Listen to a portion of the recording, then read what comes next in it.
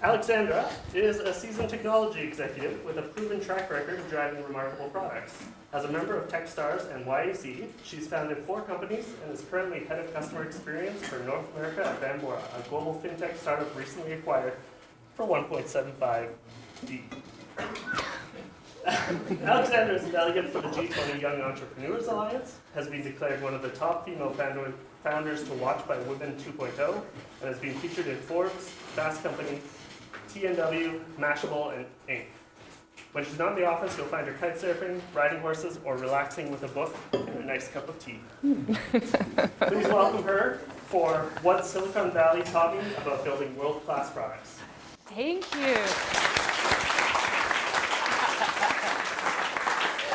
This is honestly fantastic. Usually Saturday morning, I sleep in, I have a coffee, I read a book, and instead this morning I woke up and I just got an applause by everyone. I feel like we do this every Saturday. We meet here every Saturday, you clap, and I'll just keep chatting. So super excited to be here.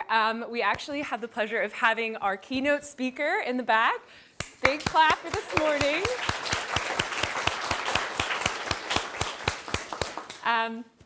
Anyways, so I was thinking a little bit about coming here and having it set at university, and I thought we would start there because my university experience taught me quite a lot and really was the foundation for the last decade of what I've done, and it was a bit unusual in that I dropped out. And that was unusual because I was a straight A student and I loved school, and I just got to the point where I wasn't actually learning.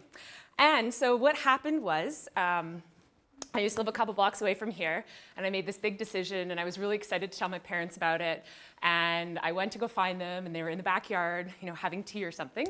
And I'm like, hey, Mom, Dad, I have something I want to share with you. I'm really excited. But then I kind of said, I don't know if you will be. So you can imagine some of the things they thought. Actually, my dad's back there, so you can probably just ask him. Anyways, so turns out it wasn't what they thought. Turns out I just told them I wanted to drop out and build a company. I'm super grateful that they supported me in doing that. And when that failed, I went back to graduate. So here we are. Anyways, but really excited to share sort of anything that I've gone through the last 10 years that will be beneficial, and we'll go from there. But we have a little plan, and I have, what's this called? This is like a wireless mouse. This is my pointer stick. So if you see me using it, because it does this. So that's what I brought that for. Anyways, but this is going to be our plan for the next 60 minutes. We're going to start by figuring out how do we identify and build world-class products.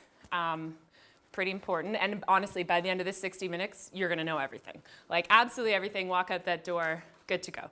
Not totally true, but let's just go with it. Number 2, how do we launch and adapt to meet market demands? Market demands are changing. Launching can be tough. We're going to dive into that in the second half. So kind of when you're about to sleep and you're like, my coffee's cold, I'm kind of tired. Who is this girl? That's when we'll talk about that. So if you miss that, there's slides and a video, and you can remember. And then at the end, you'll wake up again because we're talking about success and failure. And failure is great to talk about, right? Because it's really painful, right? And you feel that pain, and you're just like, oh my God, will she just stop talking about it? But you want me to keep going, and I will. So that's what we're going to do there. So first, just kind of want to honor the fact that there's probably 72 of us in this room. 72, yeah? Okay, so all 72 of us could have done anything this morning, right? I usually have my coffee and my book. I don't know everyone here, so I don't know what you do. Maybe you do that too. But anyways, instead we decided to wake up and come here. And we could do anything in the world right now at this very minute. And all 72 of us have decided to come here to learn how do we build world-class products. I think that's pretty fucking cool.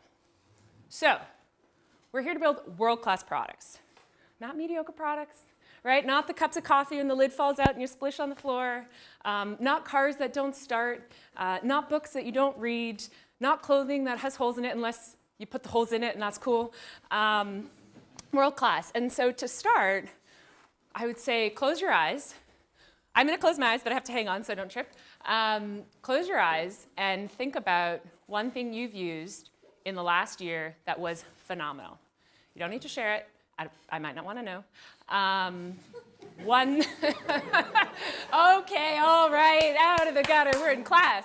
One thing that was really awesome, it could have been a fantastic golf machine. It could, what are those called? It could have been a really fabulous sweater. For me, I actually brought it this morning. This is probably one of my favorite things that I found in the last year. It's a coffee cup, but it contours to your face so you can, without getting bumped. It's like brilliant. So you can look at technology, you can look at anything, but what I want you to do is, what does world class mean for you? And that's what I want you to think about throughout this.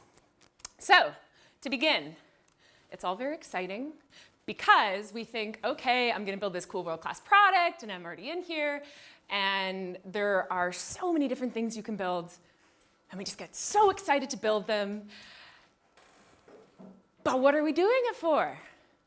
Like maybe a class project, in which case you're doing it for a grade, okay.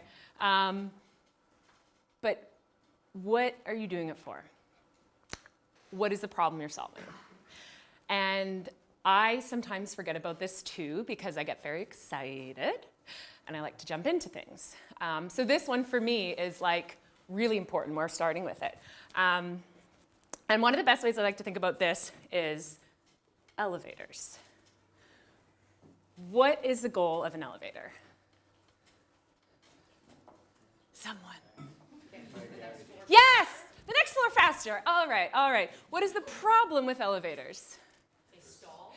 And? Slow as heck. Oh my God, you're just like, I'm never gonna get there, but it's probably slower to take the stairs. I don't know, I've already made the decision and the button won't work and what am I doing? And anyways, and so that's what happens, right? Elevators are just so slow and you're just, oh my God.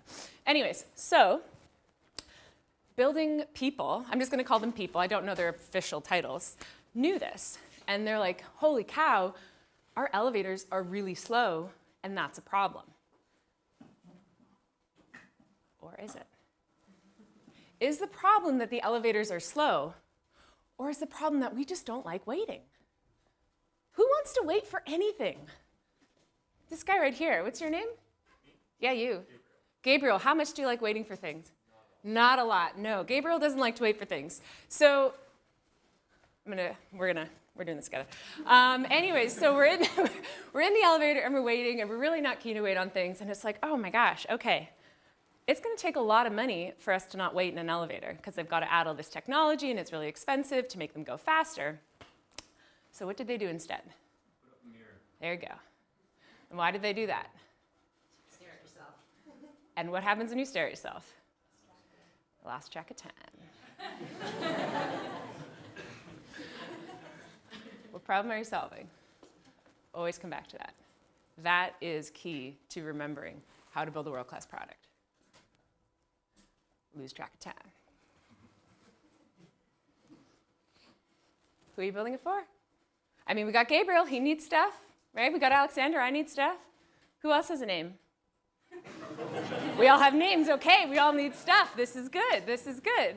And if you're in like Marketing 101 or something, you probably are taught you gotta have a target market, and it's gotta be like a certain size, and it's never big enough, so then you kind of imagine it bigger, and then eventually it's big enough, and you're like, my size is the world, 6.5 billion people. Okay, great, so now we got our size. I'm just kind of being a bit silly here. Ideally, you want to know who you're building it for. But let's take this into action because this is where it becomes hard. Imagine you have a team, or even yourself, and you're building something. Not everyone has the luxury of building something that they're the primary user for. Right? So I mean, the beautiful ceramicist who built this probably drank coffee because it's the best coffee mug I have ever had. And it just does this. Fabulous. But this becomes a challenge when you're thinking late at night and you're asking yourself all these questions, or even better, you're with a team and you've got this great idea and you're like, hey guys, I think we need to do this. And someone in the corner is just like this. I would never do that. No, I think our users want to do this because I don't want to do that. It's not going to work for me. I'm just kind of, Anyways, but the idea is, how do you have a common language where you're bringing all of your different backgrounds, all of your different ideas, and remembering who you're building it for? How do you remember that at 2 in the morning, at 2 in the afternoon, when you're on your own, when you're with a team of 20? How do you have common language to take yourself out of the equation to make sure we're building it for the Gabriels, the names in the room? Lululemon had a fantastic idea. How many people like Lululemon? Okay, actually, that's kind of a weird question. Let's do it again. How many people know Lululemon? There we go. Hands up, party time. Okay, so Lululemon was founded by somebody that was not this person, but they really figured out how do they want to inspire their customers to basically give them money for stretchy pants. My co-founder worked at Lululemon for a while, and he would just constantly talk about how wild it is that we've literally built a billion-dollar company in Canada off of stretchy pants. Like, stretch pants. Okay. Well, it's because they really figured out who are they wanting to build it for. And they created this woman, and her name is Ocean, and she's 32, and she makes a whole ton of money, and she's engaged, and she has a condo, and she has an hour and a half to work out every day. I don't know who has that time, but she does, right? And so it's aspirational. You're like, I want to be like Ocean. And their whole thing was, when we're young and we're students and we're like becoming adults, we're like, oh, I want to be Ocean. And then when you're in your mid-40s and you're really an adult, you're like, oh, remember when I was, I had all that stuff without any, I don't know, assets, houses, kids, wonderful things.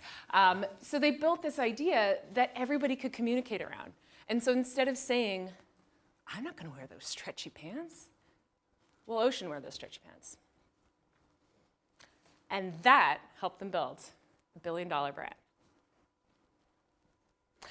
Now, since the name Ocean is taken, you choose another name, but that's the idea. Then they ended up taking a shift. They were very popular with the kind of, female genre, female clothing. And what they realized was they were starting to create men's clothing, but they kept bringing it back to the question, would Ocean wear it? It became a challenge for very traditional marketing. I don't want to get into that whole. Anyway, so they created Duke.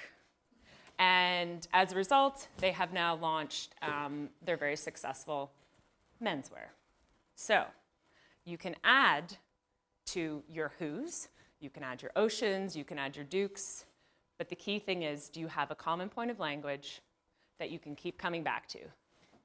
Who you can keep remembering, what is that problem you're solving? How are we giving them more mirrors? Cool.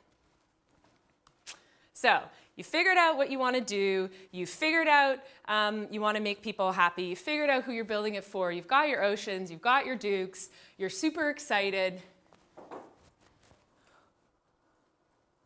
What do you build? Yeah, what do you build?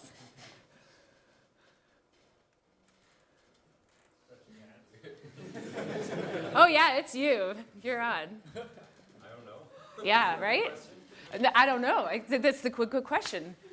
What do you build? And how much of that do you have to have built? This is where most of us fall down. Because most of us get so excited about providing Duke and Ocean these like mirrored elevators that we go out and we buy elevators and buildings and mirrors and we get all excited, and then we realize we don't have that kind of money. We don't have that kind of time. And by the time we figured that out, 10 other companies came and did it faster and better. So what do you build is really about what is the fastest, what is the most effective way to prove or to test what you're building to see if it works. We would all like to be magicians. Maybe I would like to be a magician. Maybe you'd like to be an astronaut. If we could see into the future, we could time travel, and then we'd know. So this is the idea with this, is without these time-traveling machines, we have to figure out, what do you build? You build an MVP. And this doesn't mean most valuable player? I kind of think it should mean that because that's what we grew up with and, sports and everything. But it really is the most valuable player in your organization when you're talking about your customers. What is your MVP? What is the most minimal thing you can do to test your idea? Because world-class products don't just, they go when it's not good. But, in order to even get there, they start from somewhere. This is something that can be really quite cool. So, how many people love budgeting? Who is this girl? Oh, you love budgeting. Okay, I love this guy. He's honest too. Do you want to turn around and show everyone your smile? No. Okay. So sorry, what's your name? Colin. Hi, Colin. Alexandra. Okay, so Colin, thank goodness, loves budgeting. Colin, he's figured it out. For the rest of us, we might need a little help. Colin, you're good. We'll take some help. So a company thought that aside from the Collins in the world, we need help. So they created a company called Mint. Kind of like mint cool, like a mint car, mint color, Mint. Who uses Mint? Yeah, yes. Okay, so Aaron is the founder of Mint, and he had this great idea about budgeting. And what it does is it's this little piece of software that connects into your bank. And so instead of at the end of the month, you have to add up all your coffees and go, oh, that was my coffee budget, and add up all your clothing and your stretchy pants budget, and that was that. It does it automatically, which sounds really great. But that's probably a lot to build. And when Mint started, let's just call it technology, was not as advanced as it is today. It was not as smart. It was still less smart. So instead of building an entire engine that would go, oh, Starbucks, oh, that's coffee. Wine, oh, that's alcohol. Rent, that's probably rent. Instead of figuring all that out, and that takes a lot, right? And it's all ones and zeros, so it's really just like 1 0 1 0 1 0. But this wall's great. Anyway, so what he ended up doing was he spent 4 months, and they had a little bit of budget, not a lot. They hired a team overseas to manually catalog every single transaction that came through their platform. That's a lot of transactions. But what did they learn? First of all, that is not a scalable way to do it, right? If you were manually cataloging every transaction, that's a lot of work, right? Gabriel, are you going to be doing that? No, he's not. Colin, are you going to be doing that? Maybe, actually. You might. Yeah, you might. Colin's in there. He's in there. And anyways, so by doing that, they not only expedited their learning, but they actually figured out, holy cow, there is a market for people that don't want to spend half an hour on Saturday. They'd rather come to conferences and do this. And as a result, they were able to take their MVP, they took it to a bunch of investors, and this is the fast story. They got money, they grew it, they sold it to Intuit, and now, boom, Mint's everywhere. Most viable product. If they had spent 18 months investing a ton of change in technology, it may have worked. But that's a lot more months of resources, of time, of energy, of not getting into the market to figure out, would people actually do this? Because budgeting is not sexy, right? But it's a need. And the other industry, there's one other industry that I think does this better than anything else, and I just thought of it this morning, so there is no slide. If somebody can guess, ooh, I have raffle tickets. I think we all do. But if somebody can guess, they get, I guess, 2 raffle tickets? 3? Okay, 3 raffle tickets. Okay, all right. We'll start with you. Can you guess? There's no right answer, there's my answer, but that's not the right answer. Oh! Brilliant question. Statement. More of like a comment. Okay. The question is, there is one industry that does MVP better than anyone else. I will give you a hint. It is not the technology industry. And this is not a perfect answer, this is just my opinion. So I don't know if anyone else will guess it. But who has guesses? The least thing you can build to confirm your market. Yes! Oh, excellent. What's your name? Carolyn. That's not what I was thinking of, but I love it. I love it. Yes. Okay, so food could be an option. Snacks, I hear you. Okay, so we've got Carolyn with food. Who else? What's your name? Derek. Derek. Cars. Oh, okay. I see where you're coming from. So Carolyn with food, Derek with cars. Not what I was thinking. What is one of the it's close to cars, Derek. What is one of the biggest things you buy in your entire life? Yeah, not if you live in Victoria. But for those people that live in the prairies, they probably do this earlier on. A house. What do you need, not like financially to buy a house, but what do you need to be inspired to buy a house? A roof. Okay, yes, yes.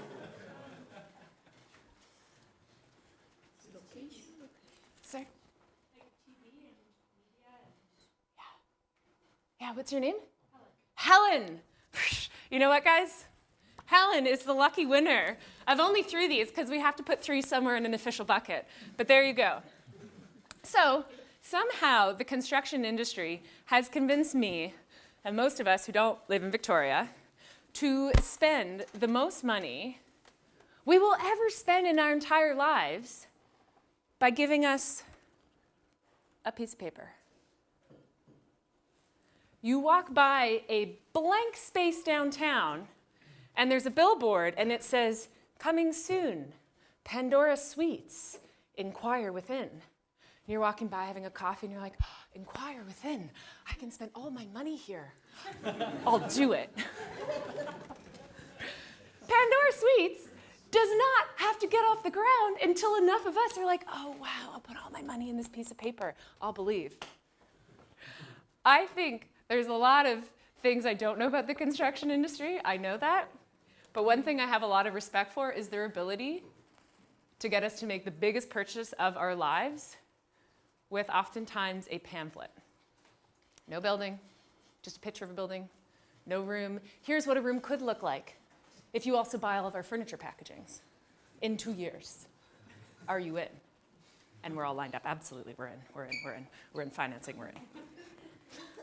So, moving on. Let's set clear expectations. I'm also going to do what we call a time check. We are doing well. It's like 25 minutes. All right, so we got about 25 minutes more. I think we're doing well. So, set clear expectations. So you've got a minimum viable product. You're looking at a brochure to buy a house, and this is where I completely fell down in my last company. So I'm going to tell you about that.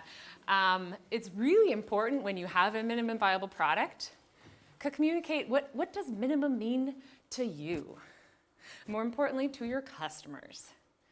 Because what we try to do is sell because we want people to buy in and get excited, and so we may overinflate where we are. And if we don't set expectations about where we really are, the gap between where we are and where we say we are is what we call trouble. This is trouble, and that's what I lived in. And I'll tell you a little story. So 2 years ago, I had the privilege of moving to LA. Privilege is a word. And I moved to LA to join Techstars. This is actually, I was very excited about it. Techstars is like boot camp for tech companies. They basically say they will take you in 3 months, and they will give you 2 years worth of experience. They will push your company to the point where you've, 2 years and 3 months.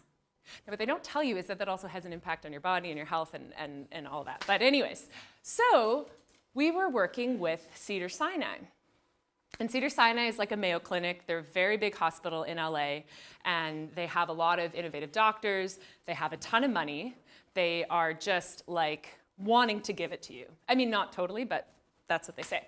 So we were building a company called Ella, and Ella was using mindfulness to help patients with chronic pain. So you can kind of think of it like a headspace that was going to help American healthcare costs be reduced. and help people not be on these crazy drugs to manage pain. So that was really cool. The issue I learned is that doctors are really hesitant to recommend anything to patients that isn't tried and tried and tried and tried and tried and tried and tried for very, very good reasons, because a lot of what is recommended is medication or procedures, and you want that process. But we were a digital app. It's like an app technology. And the biggest risk our customers would have is they wouldn't use it, and they would continue with their current pain management. It was a zero risk ask. But we still had a hard time getting into doctors' hands. So we're like, they need to see where we're going with this. So we got some guys in our team to kind of mock up what it would look like, and we really sold the vision, and we got in front of all these doctors, and we just kind of blew the socks off, and we had data to back up why meditation was good for chronic pain, and they bought in. And we were like, holy cow, we did this. We got doctors to buy in. This is the best. And we went around all the offices, dropping off pamphlets, and we were just the first company in the accelerator to actually get our product in the hands of doctors. And our product, we were it was 3 weeks in. It was not done. But we were like, we're in. So this is what doctors thought they were selling to patients at one of the top hospitals in the States. And this is what the product looked like. I could not find the earlier screens, so I just drew a picture with a pen because it was not as far along as that. Okay, it was not built. It was in the very early phases, but it had the ability for someone to log in, which is key because you get your email. Yeah, we got those emails. There's a whole HIPAA thing, but we can talk about that later. So anyways, doctors are super excited. We've sold them into our vision. They're wanting to help their patients get off these crazy opioids, to give them Ella. And all of a sudden, their inbox started doing this. And we were like, oh man, feedback, yeah, feedback. Is this not done? I don't understand. It doesn't look like the pamphlet. Have you been hacked? I think we're downloading the wrong thing. No, it doesn't I just wish you could read some of these emails. So what had happened was patients started using it. It was so far between the expectations we had shared with doctors, because we needed to sell, and what we were billed, and as a result, the doctors who trusted us with this software ended up having to manage expectations with all of their patients. That was really shitty. So we had to pivot really quick. We had to adjust expectations with doctors. We had to clearly communicate where the product was. We met with patients. A lot of the patients that were using Ella, for them it actually was quite a bit of effort to try something new, which we also underestimated. So we spent a good month of the program in kind of recovery mode, all because we didn't set expectations. So don't get yourself into trouble. Anyways, moving on. So how do we identify and build world-class products? We know what world-class is. We've identified a problem. We've figured out who they are, Ocean and Duke. We're building this MVP. We're setting expectations. Now we're launching. How do we launch and adapt products to meet market demand?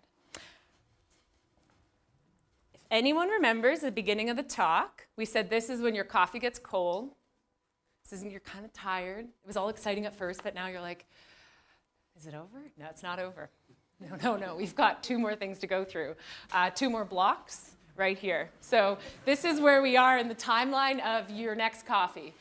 And this is where you get your next coffee. So just kind of, that's where we are.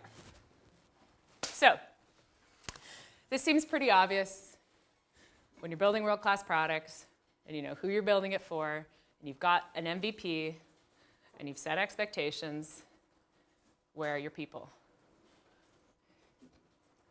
We're not going to talk a lot about marketing, but one of the most successful companies to identify where their target market was 10 years ago, it's a little company that helps you store files. And they help you sync files. And they have a logo that looks like this. Who are they for one ticket? Oh, shit. Okay. Time machine, time machine. Who are they? No ticket announced. Yeah, okay, cool. So the founder of Dropbox in 2008, 10 years ago, we had a whole bunch of files. They were everywhere. We had this new phone thing. Some of us had. We had the internet thing. We had our computer thing. And we had this kind of idea of synchronization. Right? So wouldn't it be cool if I could have my presentation on my phone and on my laptop and on your laptop? I mean, that, only if we decide that that's okay. Anyways, but the challenge was things wouldn't sync and then they would disappear. So to put in context, that means I'd be chatting to you and there'd be no pretty pictures. Not so bad. If you're writing a final report for your class and that happens the last 2 minutes before it's due, not good. Anyways, so their team actually figured out that problem, and they didn't want to spend a ton of money on marketing. They also did not have a ton of money to spend on marketing, so want, need, want, need. They went to 2 places now, and this, by the way, isn't how you get customers now, because this is a decade ago, but it's just to kind of give you an idea. They went to a site called Dig. Does anybody remember Dig? Yeah, it kind of dug itself in, anyways. This guy, our founder, made a little 3-minute video explaining that you will not lose your important work with Dropbox. It became a very famous video. He posted it on Dig, which was where he figured out his entire customer base were. Overnight, they went from 5,000 testers, which is actually really good, to 75,000 overnight. This is like pre-Instagram, pre-Snapchat, I don't know, like most things we know and use nowadays. He knew where his market was. He also created a very good referral program because he knew once he found his market and people liked the product because it actually solved the real problem, that he would actually give them more of that product. Not a gimmick, not like, I guess these are gimmicks, maybe? Not this. This, he gave you space. So when you are thinking about where your product are, or where your people are, don't use this exact strategy. This won't work anymore. No one's on Dig. But understanding that and spending time in that can actually help you build a billion-dollar company. It can also help you save a lot of time. So remember the box. Build a feedback loop. So you're out there and you've got your customers on Dig and this is all very exciting and you're like, wow, I'm doing it, I'm really doing it. It'd be kind of funny if I just walked out of the room and walked around. I had the urge. Feedback, not so good.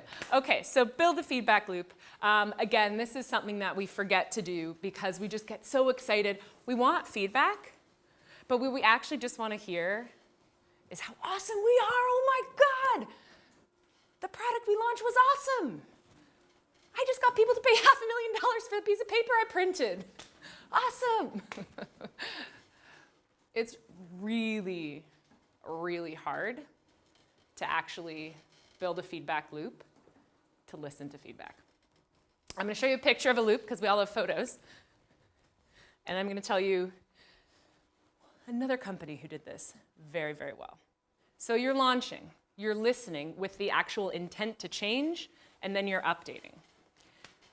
How many of us know these guys? Slack. Okay, I'm sorry, I'm going to just a little bit of slacking right now. Okay, yeah. No, that's good. There's no messages. It's Saturday. So the fellow Stuart, I don't know him, but he from Victoria, our hometown, very cool. And he had a whole life story up until this moment. And his team was building a video game, and that was not working. They were not getting good feedback. One thing they were building really well was this little chatting mechanism. So they ended up spinning it out. They started building a gaming company. They spun it out to build like a chat company, and they did really well. One of the things they did so very early on that actually allowed them to build this little chat company, by the way, it's not little, it's like, they really listened to customers, right? They were on Twitter every day, listening, responding to feedback. There is so much delight and joy built into this company and software because they heard what customers wanted, right? If you ever done all your messages, it's like, woohoo, you're done. Like, I am done, this is the best. That's all from listening to their customers.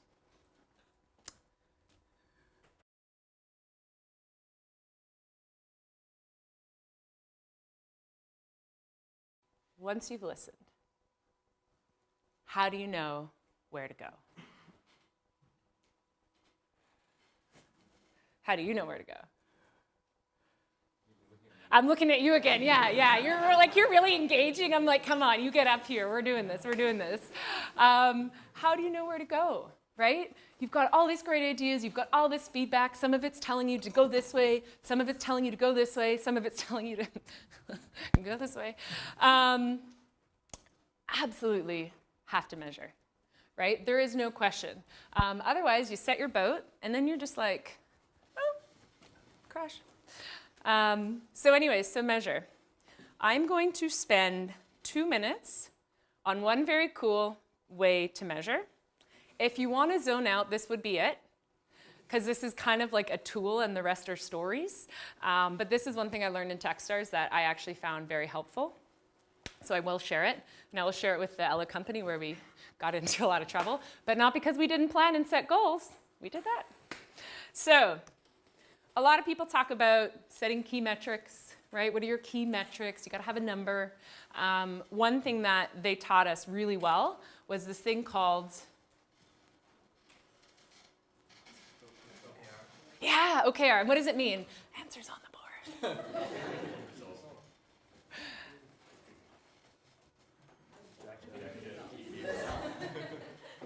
I tell you, who wants the mic? It's really easy to move. Objective key results. Because as adults, we actually don't learn as much as we did when we were kids.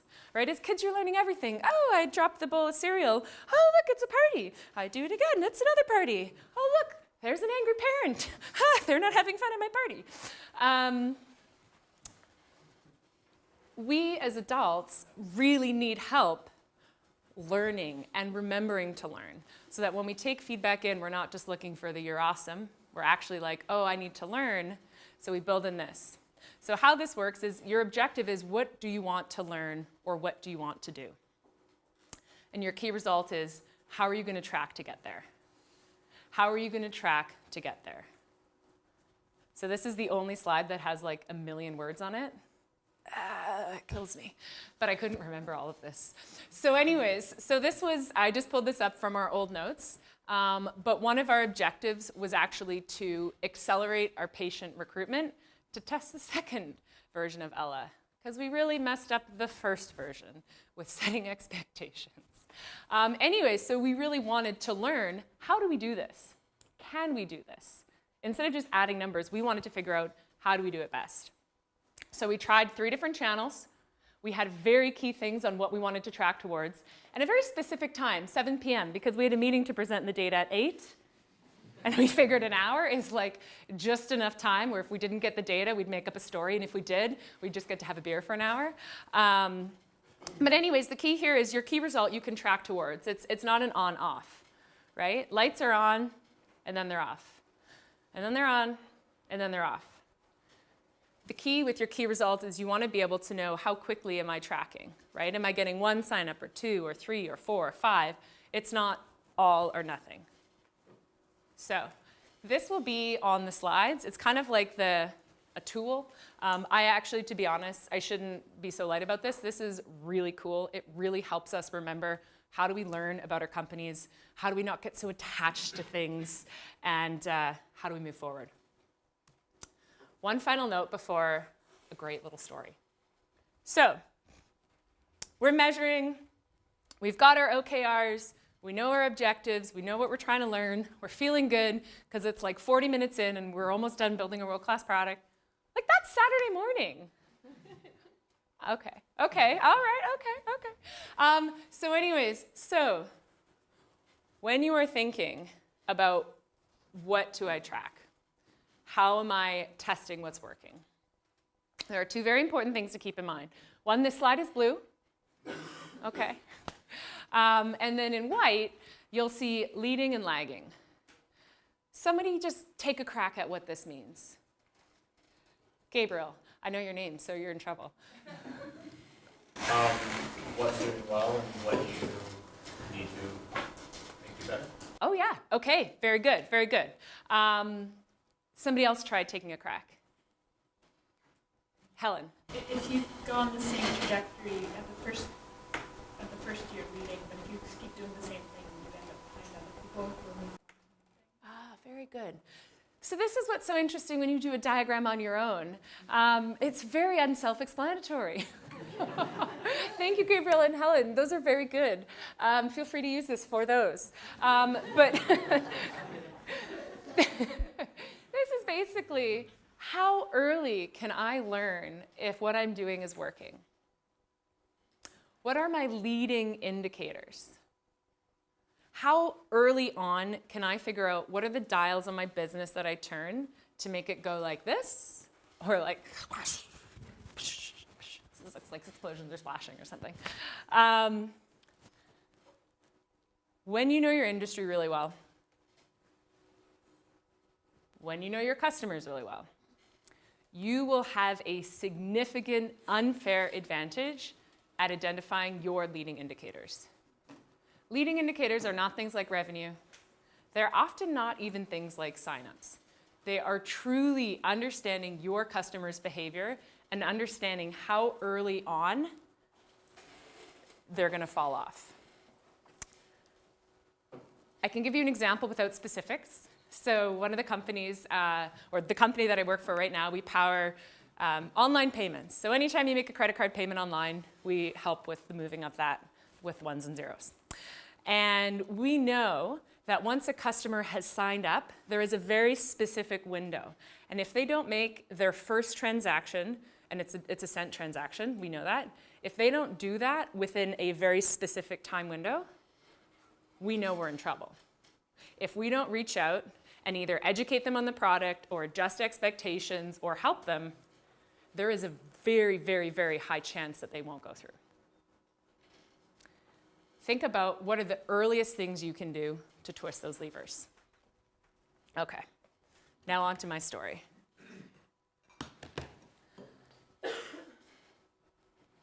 This was Alexandra circa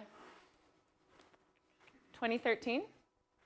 And I was in Vancouver, and we got really excited about building a company, and we were working on marketing automation, which is pretty common now.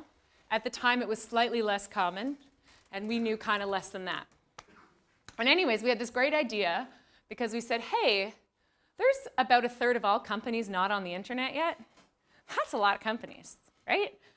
What if we were the ones to get them on the internet? Like, we could be the ones to get a third of businesses on the internet and make all of that help them grow their companies. So it was a great idea, except for the very, very, very wrong assumption, or I should say hypothesis.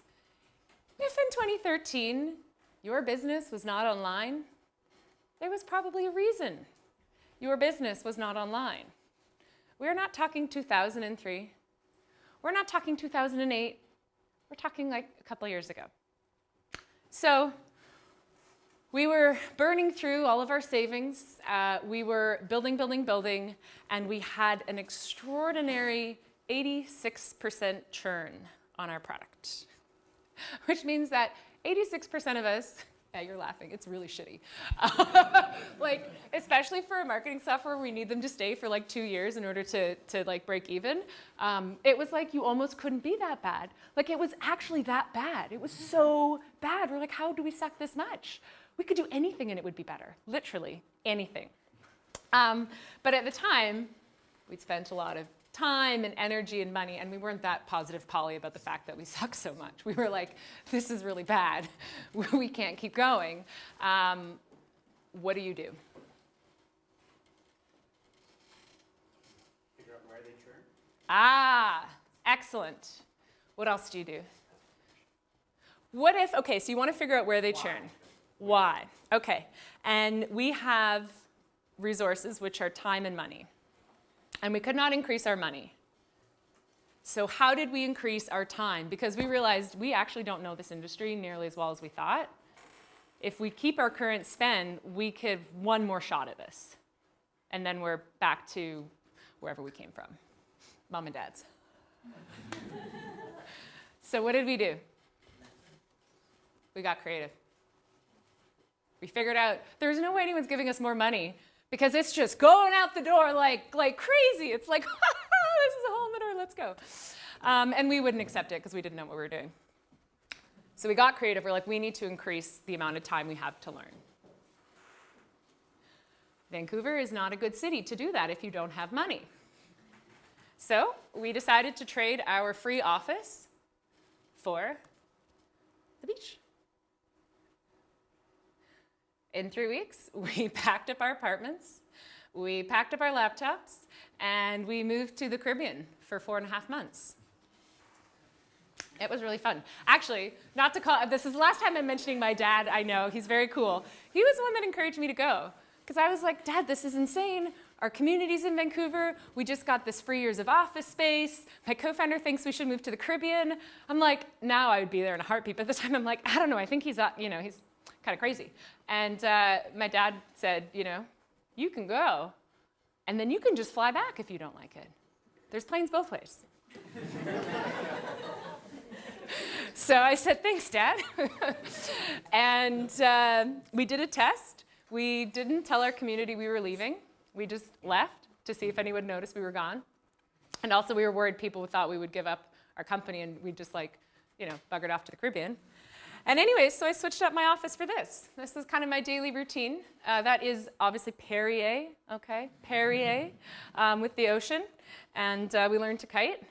And that was the last week before I left, kiting in the middle of the ocean. Terrifying, exhilarating, and changed the course of my life. Changed the course of our company. We actually had time to review our assumptions. Most of them were not good, or we tested them and recognized that we didn't need to test them anymore to realize we didn't want to continue with them. We scrapped our entire product and we built it over the course of the summer, and we hit the fall, and our signups went like this, our revenues went like this.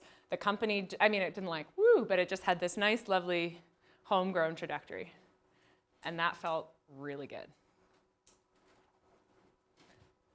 Get creative with the resources you have. If you can't do it here, can you do it there? Because that was great. All right, on to our final adventure. And I'm going to go with 4 minutes here, and then we're going to have some time for questions. What is success? The only thing I wanted to share here is you have to define it. Right? Is Richard Branson successful? Maybe. Maybe if you want to build 100 companies around the world and make a ton of money. Maybe if you don't want to spend a lot of time with your family. Maybe if you don't want to garden every day. Maybe if you don't want to be able to walk down the street without everyone being like, oh, you're a human that I know. So important for you early on to define what success is for you in your business. Otherwise, it will get defined for you. And let me tell you, you will never live up to those standards. Define it for yourself. I'm just going to skip over this. Well, no, I won't. Okay. So you have your product. It's in the market. You're being creative with your resources. This is where, if we've made it this far, right? If our coffee cups are warm enough, if our customers are still there, if our bank accounts are still sort of paying the rent, this is where we will fall down. Because we have a product and a problem, and we have a solution, and then this little thing in the middle is what really makes it going, and this is the fit. Are your people willing to spend their time, energy, etc., for what you have? Is it a fair value exchange? This conference, right? Some of us put on a fantastic conference. You know what's so fantastic about it? It's accessible. We are all here without paying anything. What if they all of a sudden said, same conference, same great speakers, same knowledge, world-class products, wow, but give us $1,000. Is that a fair value exchange? Well, maybe if you have a company that'll pay for it. But what if you don't? What if you want to learn? What if they understood what their product was and who their market was, and they created a venue to make that happen? Really important to sync those up. The last example is Spotify, and then we're going to move on to questions, because I think we're out of time. Anyways, Spotify also figured this out. How many people remember Napster? Oh yeah, it was like this great thing. I never knew how to use it, but everyone else did. And they basically proved that we want to share music. We don't want to pay for music. What happened was a lot of bands and album labels were like, you're taking all of our money. We don't like this. Legal, legal, legal, legal, legal, legal. Napster goes out of business. Legal, legal, legal. And then it just gets really bad. The founder of Spotify was actually really clever, because he was like, holy cow, there's a product that people want, which is music. There are places they want it, which is on their phone, right? This would be the phone, would be the distribution part. What if I could solve that legal, legal, legal, legal, legal problem? What if? We know the story, because he did, and his team did. And they were able to figure out that if we pay a little bit of money each month to subscribe, or we have some ads, that they could get the rights to the music, create an entire next generation of how we consume content, right? Fit is key.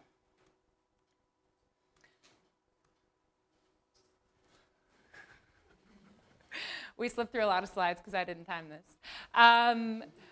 The last, I know, right? Be prepared. I'm like, I am prepared. I got all these great slides. They're colorful. They're stories. Someone on my team made a joke to me yesterday. They're like, Alexandra, never have you ever been on time. But don't worry, I'm prepared for this conference.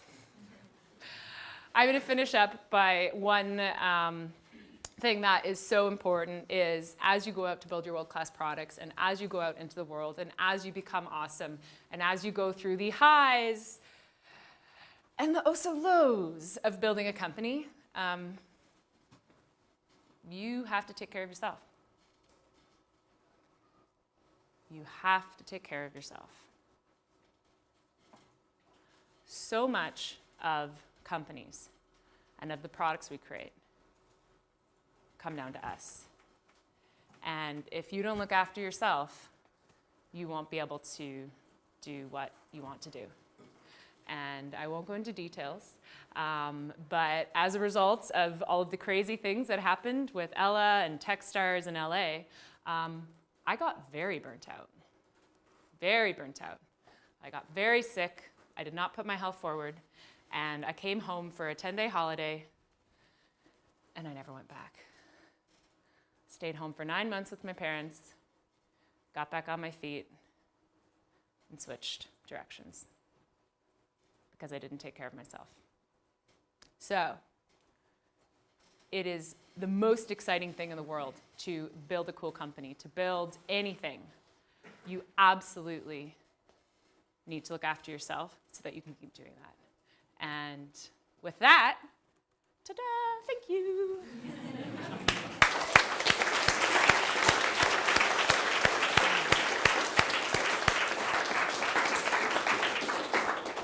The top question right now is, Yeah. so what did Silicon Valley teach you? Oh my gosh. Okay. Oh, you mean like what the presentation was on? What did it teach me? Taught me how to be a human. This was hidden in one of the slides you skipped. That's correct. This was my finale. Honestly, it's the strangest place in the world. You've never been anywhere like it. You literally are living on an entire other planet where everyone else is as crazy as you, and that becomes the norm.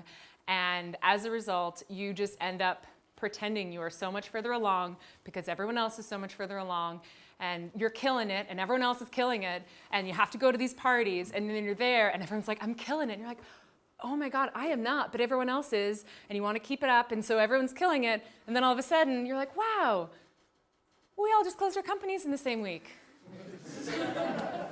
We've been socializing for 2 years. We were not being honest with ourselves. Okay? We were not being true to ourselves. We were not being human. So I would say the biggest thing I learned is don't get caught up on all that. It's fun, it's exciting, everyone's killing it. But be honest, be you. Because that was a very painful lesson for me to learn, and I'm so glad I learned it. Cool. So the next question, this came in really early, was, I was about to skip this one. Why did you think Ella was a good idea? Oh my God, I love Ella. My co-founder and I were flying home from LA, and we were trying to choose names for our company, and we were going through baby books, and I think a lot of people thought we were going to have a kid. We're like, no, we're just building a company. It's the same thing, though, in technology. I loved Ella because it was a very accessible way to help people deal with chronic pain. There's a huge opioid crisis right now in the States, and what we learned is that that is not your typical, if you think about your typical drug addict, that is not who is taking these pills, right? You're 40, you break your knee, you go in, the doctor prescribes your pills. That's very common. A lot of the cases we were dealing with were like that. And so I think we were just looking for a way to help people deal with pain that was all up in here. It was accessible, could scale, and it was pretty great. Yeah. Cool. You want to do one more? I want to do a lot more, but you guys want me to do one more. This came in super early. Okay. A book recommendation. Do you have a book recommendation? Yeah. Guys, are you just like, come on, who's there? Do I have a book recommendation? So this book, for me, as I was kind of going through the bottom of my burnout, the VP of Education at Techstars sent it to me and wrote a really meaningful note in the book. And it was really special. So I would say this book was huge because it really touched me at a time that I needed help. The other fantastic, it's a podcast, is that okay? Is this one. They talk all about the emotional aspects of leadership and doing big things, and I would highly recommend it. I've listened to all 91 episodes since I stopped building companies, and the next ones I build will be so much better as a result. Awesome.